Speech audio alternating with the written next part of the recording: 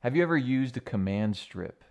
They are made up of Velcro on one side and an adhesive on the other. And you press the adhesive up against some object that you're wanting to fix to the wall or some foundation to secure it. And you use them in pairs. So you take the adhesive side of the one and fix it to the foundation, to the wall, and the adhesive side of the other and fix it to some object that you're wanting to fix to that wall. And then you press the Velcro sides together, and your object is secured against that foundation.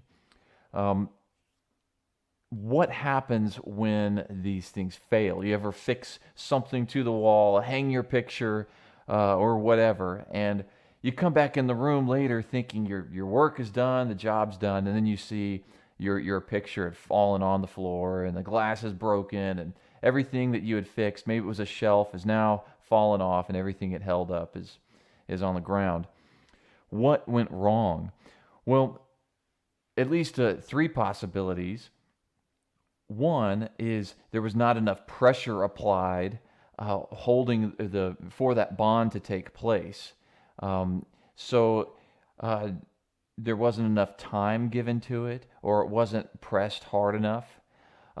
Two, it could be that the adhesive was faulty. There wasn't enough adhesive in the command strip itself.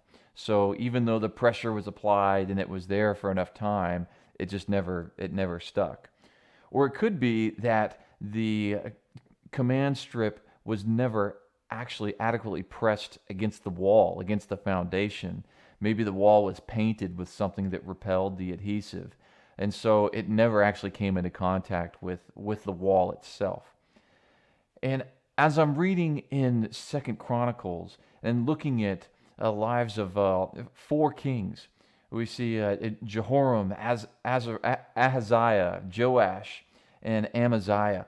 I think, why didn't a relationship with God take? Why did they not adhere to the law of the Lord and genuinely bond in relationship with Him and lead the people as they should have?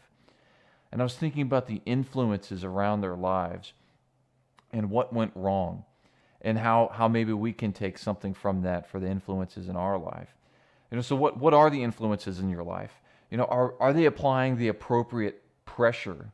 We're all born and given into different circumstances, but there's encouragement for those of us who maybe are in more difficult circumstances. That I look in the book of Acts that God placed the people throughout the world and all the nations where they are, that from where they are, that they might reach out seeking and groping for Him, and seeking that they would find Him.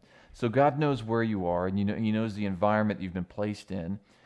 But are those influences going to, in their way, redeemed by God?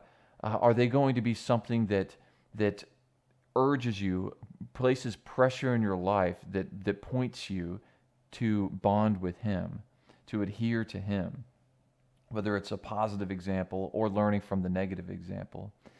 I think of Hezekiah. I mean, who his father was, and how he was a king that sought the Lord with all his heart. So there's lessons to be learned and pressure to be gained in a positive direction from these influences.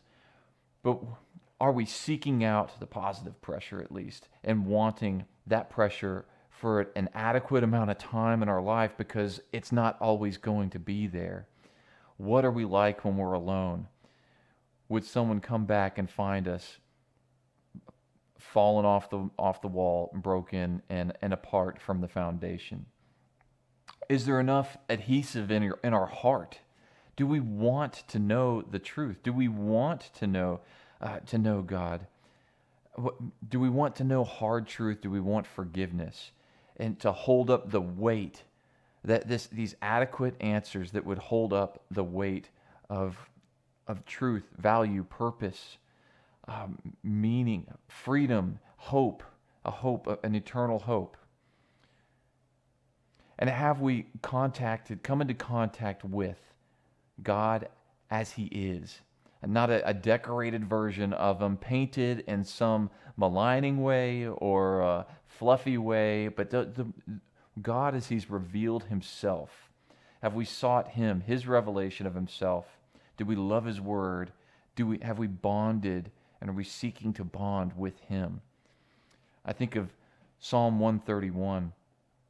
It says, O Lord, my heart is not proud, nor my eyes haughty. This is a prerequisite. Nor do I involve myself in great matters or in things too difficult for me. There will always be those things. Or in things too difficult for me. Surely I have composed and quieted my soul. Like the end of Ecclesiastes, the reading of books and study, there is no end. There's always more questions and more to know. But at the end of it, and these things out of my control, have I quieted my soul. I've composed and quieted my soul. Like a weaned child rests against his mother, my soul is like a weaned child within me. O Israel, hope in the Lord, and from this time forth and forever.